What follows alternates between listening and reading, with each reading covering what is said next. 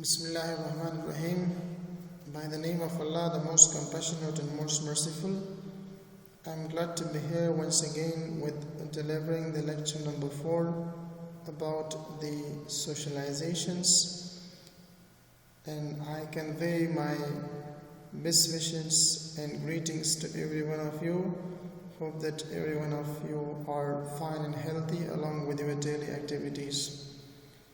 Since we are delivering the online lectures, so might be there are some complexions and you might be facing with some problem. So my WhatsApp number is on the first slide. You can have it from there, and any queries, any questions, any problem you are facing during the lectures while you are hearings, the points which is not clear to you, just contact me through the WhatsApp number that I should know on time and to answer you in order to solve your problems. طوری که ما درسای ما آنلاین است، اگر شما هر مشکلی پیش میشین در رابطه با درس، شما میتونین توسط نمره واتساپ همراه ما در تماس شوین، سوالتان در اوجا یا وایس میل مسیج میکنین یا سوالتان تکس میکنین در اوجا تا ما بتانیم با وقت به شما جواب بدیم. خب به ادامه درس پیش که ما درس خواندیم، امروز ما میخوانیم که socializations چی را میگه. این کلمه socialization چی مفهوم داره، تعریفشون چی است، مشخصات socialization چی است، در مورد اهمیتشون گپ میزنیم. امروز میم socialization.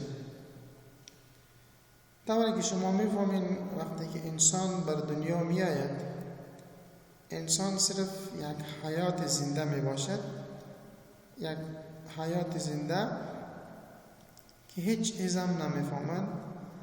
بعدا انسان که به دنیا میآید، اولین تماسش همراه فامیلی خودش که پدر و مادر است.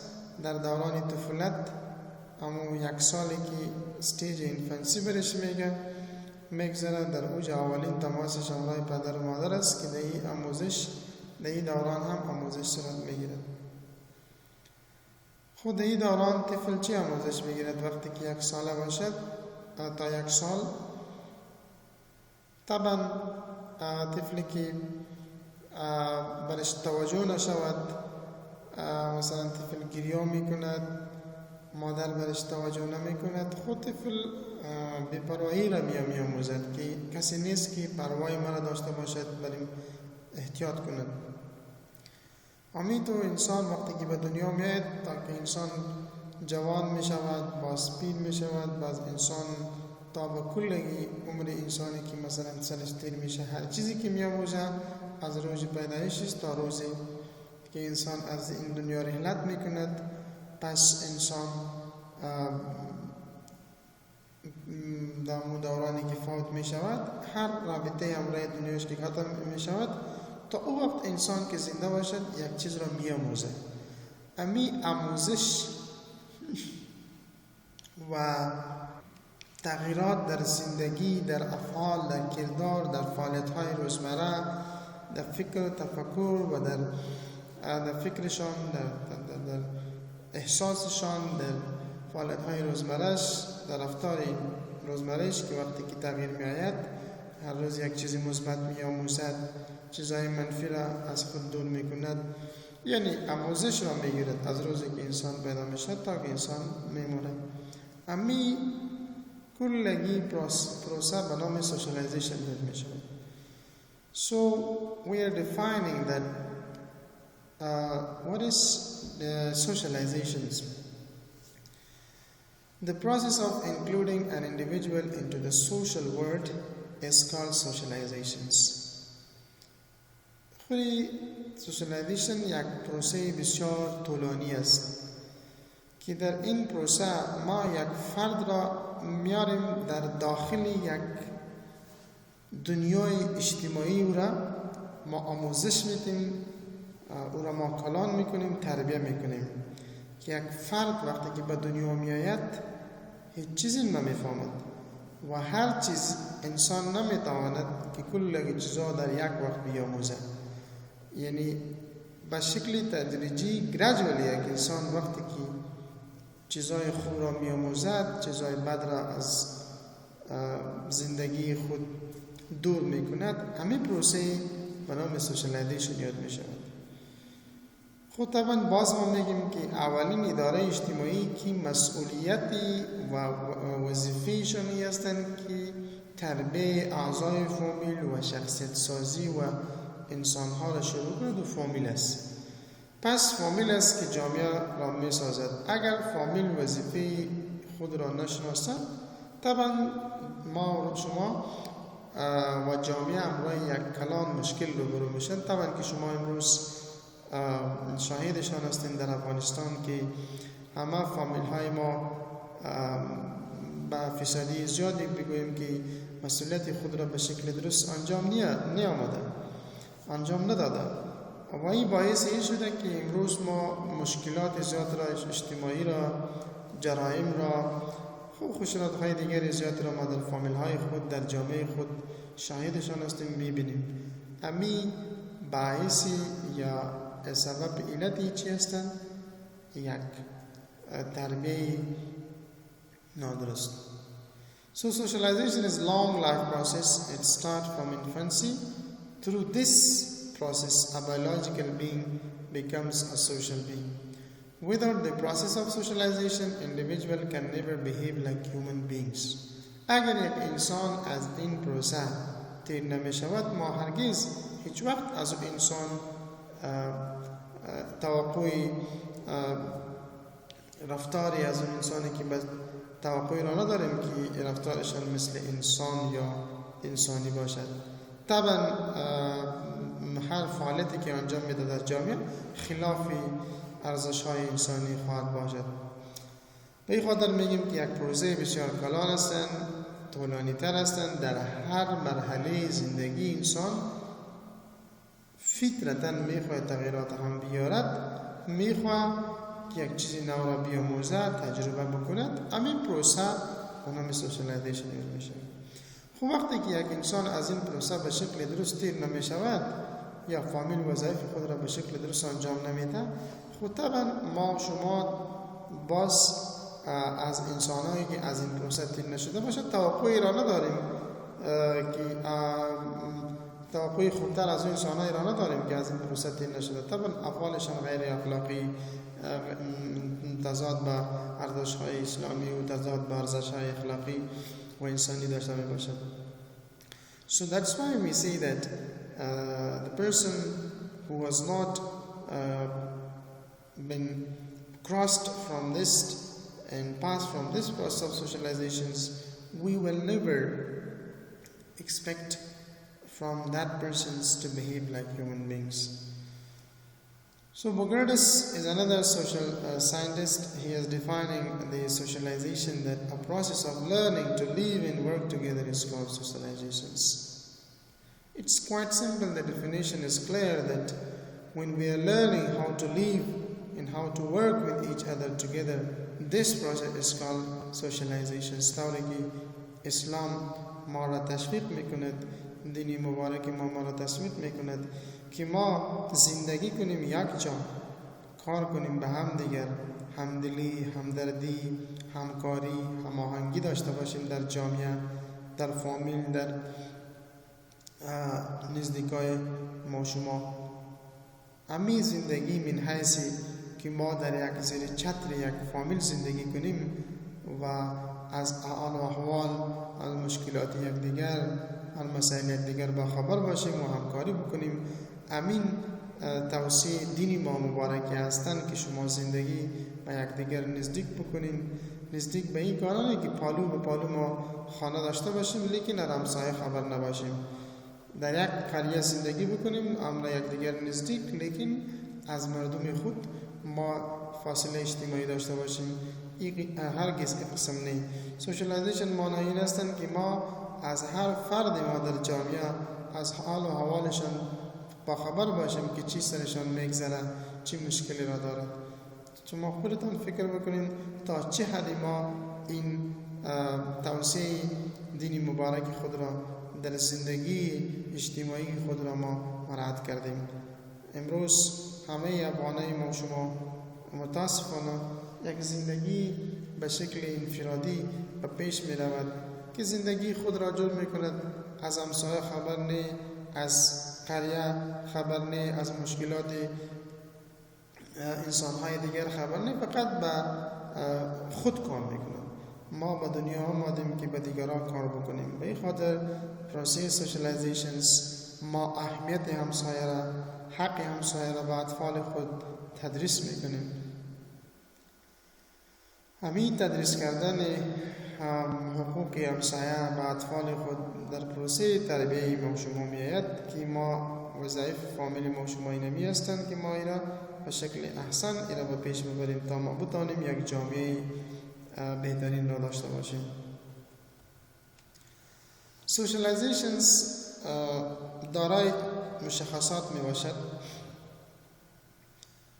من ویلی شو چې په خپل سوشالایزیشن د یو څه مشخصاتو یا ځانګړتیاو درلودونکی دی. هر کله چې یو انسان د دې پروسې څخه په سالم شکل سره له دې پروسې نه تیریږي، نو طبعا دغه انسان د موږ د انساني رفتار توقع هم نشو کولی. نو ځکه موږ وایو چې د پروسس اف سوشالایزیشن start from birth.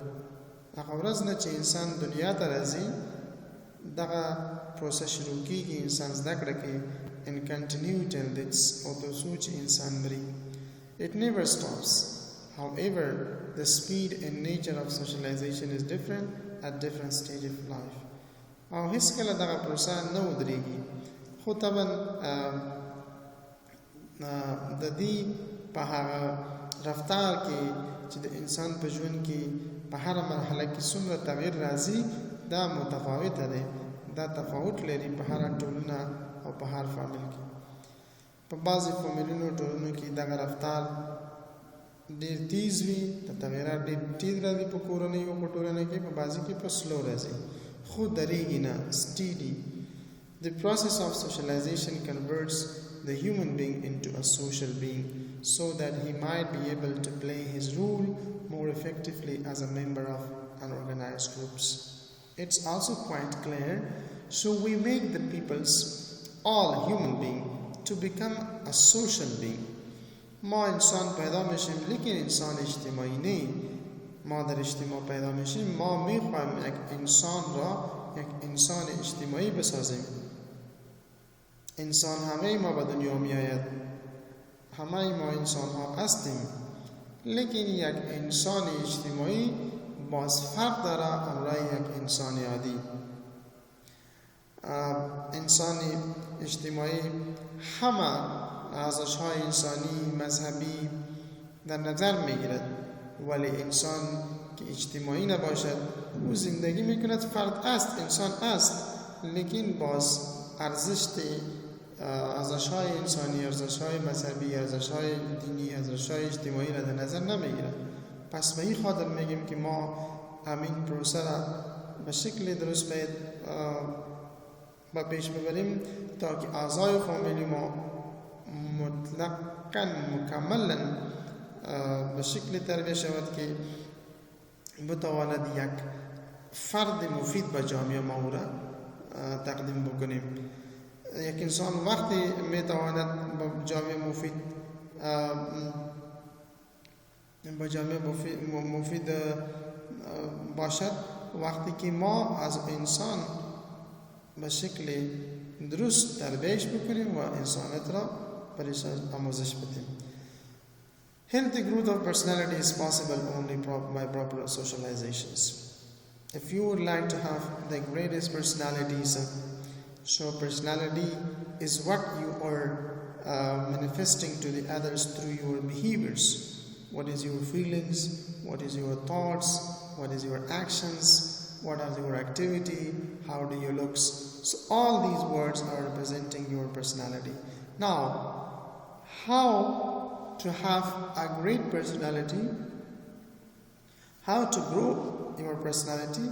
The healthy growth of personality is only and only possible by giving a proper socialization to the family members. If we properly socialize our children, teach them the goods and bad, teach them the good ethics, and avoid them from bad activities, so sure his behavior will be just exposing in the society positively. So then we say that such a person is a great person, or he has a great personality. Why we are using great personality for the person? It's because of his thinking, his feelings, his actions, his behavior that he represents in the societies, and which exposed to the others, and others are happy from the behavior of such persons. So healthy growth of personality is only possible if a person is properly passed from the process of socializations. If a person is not properly passed from this process of socialization, surely we can say that we cannot expect from such persons to behave like humans. So with the help of socialization, the culture is transmitted to the next generations. Culture doesn't only mean the way of clothing, but culture, it means the way of your life, how you live in society, how you behave, how you interact with others, with elders, with the children, with family member, with the society. So it means whatever you are doing in your surrounding, that represents your cultures. Now, in the process of socialization, we are learning this point, that how to live in a societies, what the good things we have to do and what the bad things we have to remove from our life. So all this culture, the good and bad things, for the first we are learning in the process of socializations, then we teach them to the generation. It is transmitting from this generation to the next. So this is another characteristics of socializations. So with the passage of time, the individual leaders the old rules, responsibilities and interest, and adopts the new ones. This process is called resocialization. Sometimes the elders, the leaders, the aged people are learning the good things and they bring a positive changes in their life. So that is called resocializations. Some of the stages that they have passed and now they become old or they become leaders, it means that they have passed a huge time in living in a society. But whatever is wrong, they are going to remodel that one. So when they are remodeling something, reshaping something new in a positive sense, this is called resocializations.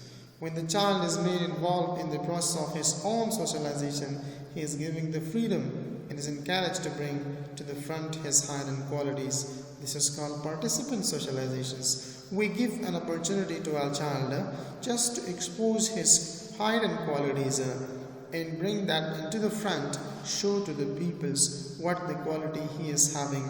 And he has learned from the society, but he has kept with himself. When he would like to expose this hidden quality, that is called a participant socialization of a children's. So we give a freedom to the children to expose himself in the societies and participate in the societies and learn the things from others as living in society, which is called a participant socializations. So there are some stages of socializations. چندین مرحله داره که انسان از این مراحل میگذره، بالاخره در هر مرحلهش یک چیز را می‌آموزه. انسان در سو مراحل څخه تیریږي، بالاخره انسانیت زده کړه کوي او بالاخره د انسان نه یو بهترین انسان جوړیږي. ځکه انسان نشي کولی په یو دم باندې هر څه زده کړي، خو په تدریجي ډول سره زده کړه رامنځته کیږي. انسان نمیتونه هر چیز به شکل جمعی و به شکل دستجمعی یک چیز به یک دم بیاموزه، بلکه مرحله واری را میاموزه. به این خاطر ما میگیم که stages of socialization. Socialization ما گفتیم که is a gradual process of learnings. When a newborn child is not taught all the things about social life at once. ما به طفل همه چیزهای اجتماعی را یک دم تدریس نمیکنیم، بلکه gradually. کی چندین مرحله داره. مرحله اولش انفنسی هستند، دورانی از یک روزی که طفل پیدا میشه تا یک سالی که تکمیل میشه این مرحله به نام انفنسیات میشه. باز مرحله چایلدهود است، طفولت است، باز ادلتهود است، جوانی هستند، باز اولدر ایج است که در هر مرحله ما طفل یک چیز را می‌آموزد. در مرحله اولی که انفنسی stage است، طفلی که به دنیا میآید از اون مرحله تا یک سالش که پوره میشه this stage is called infancy.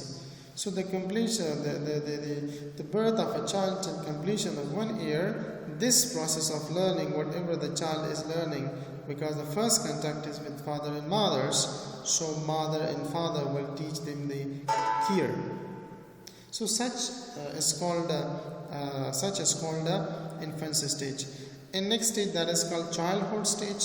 He is learning, the child is exposed to outside the societies, having contacts with the neighbors in the societies, goes to the schools, he is learning the new things in the school surroundings.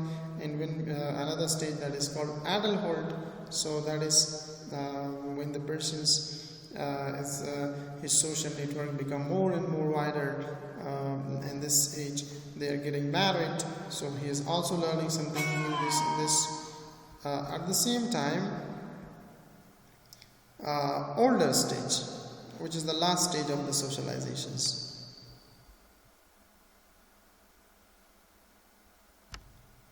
Then we have some agency of or means of socializations. Agency or means of socialization. The agency of socialization of an individual can be classified into two broad categories. امی socialization چطور صورت میگیره؟ ما این را به دو کاتگوری تقسیم میکنیم که یک informal است، دیگهش که است formal است. So inshallah in the next lecture we will talk about the agency of socializations and how it takes place in human societies.